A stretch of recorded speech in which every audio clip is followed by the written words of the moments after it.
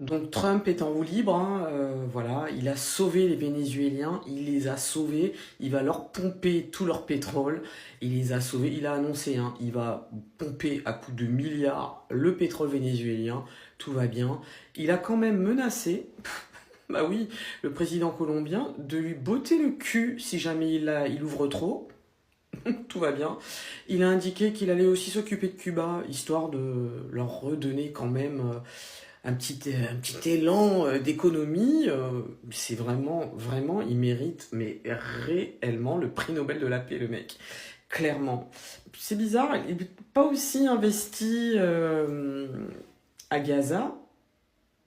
T'as pas eu envie de kidnapper la grosse mierda de Netanyahou, hein? Mais tout va bien, hein. Voilà. Donc Maduro, bon bah, dictateur, il faisait souffrir son peuple, ok. C'est encore mieux de faire que des gens étrangers viennent chez vous, vous pompez toutes vos richesses, parce qu'il n'y a pas que le pétrole, et vont faire la pluie et le beau temps. Donc demain, si les États-Unis vous disent fuck, ben on va voir ce que vous allez devenir, hein, les Vénézuéliens. Voilà. Ben, il vous suffit de regarder tout ce qui s'est passé, hein, je vous le dis, en Irak, en Libye, en Syrie. Regardez les gars, hein. Vous verrez, vous verrez. C'est une projection pour vous. C'est une projection pour vous. Ensuite, ce qu'il faut comprendre aussi, c'est qu'il y a le pétrole, mais il y a aussi Maduro qui était très proche de la Russie et de la Chine. Voilà. Hein, puisque la Chine, évidemment, elle a bénéficié, hein, quand même du pétrole vénézuélien, au même titre, surtout la Chine, hein, au même titre que là, Trump a décidé pour le coup, lui, de se servir, hein, vraiment, clairement. Il a éradiqué un mec qui était quand même... il était en poste, hein, voilà.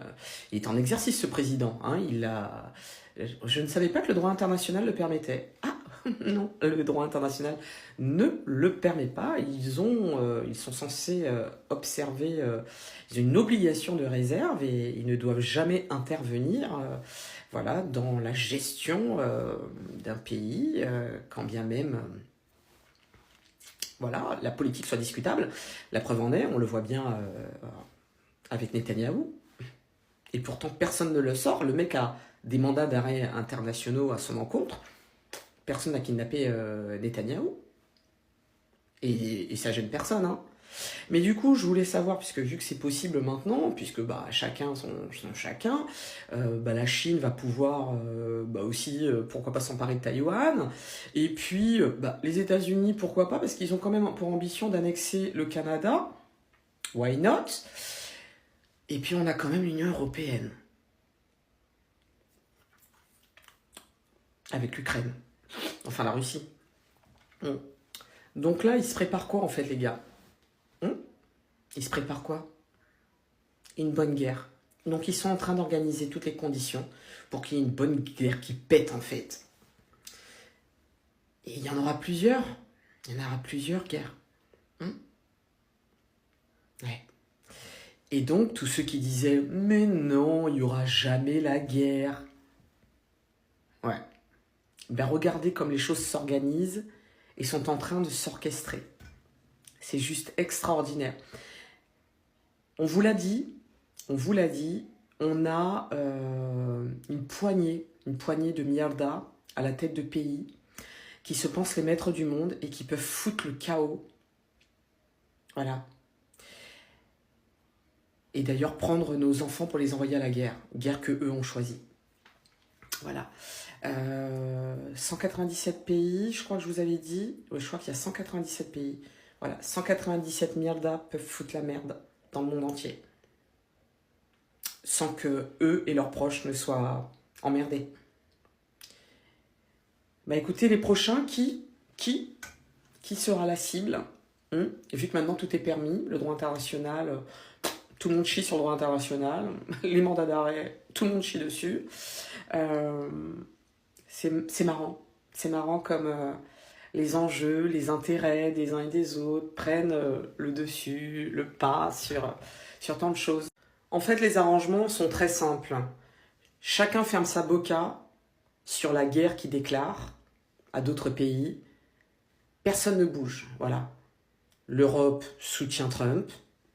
Trump soutient l'Europe dans la merde qu'ils vont foutre par rapport à la guerre entre l'Ukraine et la Russie. Et puis ce sera pareil un petit peu partout en fait. Voilà, ils se couvrent. Netanyahou, pareil, on te laisse faire des dingueries à Gaza. Voilà. On n'intervient pas. Par contre, il ne faudra pas bouger une oreille quand nous on ira foutre la merde dans les autres pays. C'est extraordinaire. Extraordinaire. Vous avez bel et bien écouté la vidéo jusqu'au bout et donnez votre avis dans les commentaires. Est-ce que c'est possible qu'on peut attaquer un pays légitime, un président capturé, élu par son peuple? Est-ce que selon vous, l'attaque américaine contre le Venezuela est une bonne décision? Je veux votre avis dans les commentaires. N'oubliez pas de vous abonner. Est-ce que si cela était le cas, dans d'autres pays, où c'est la Chine qui a attaqué Taïwan, ou c'est la Russie qui a attaqué, exemple, la France, quelle sera la réponse du monde entier?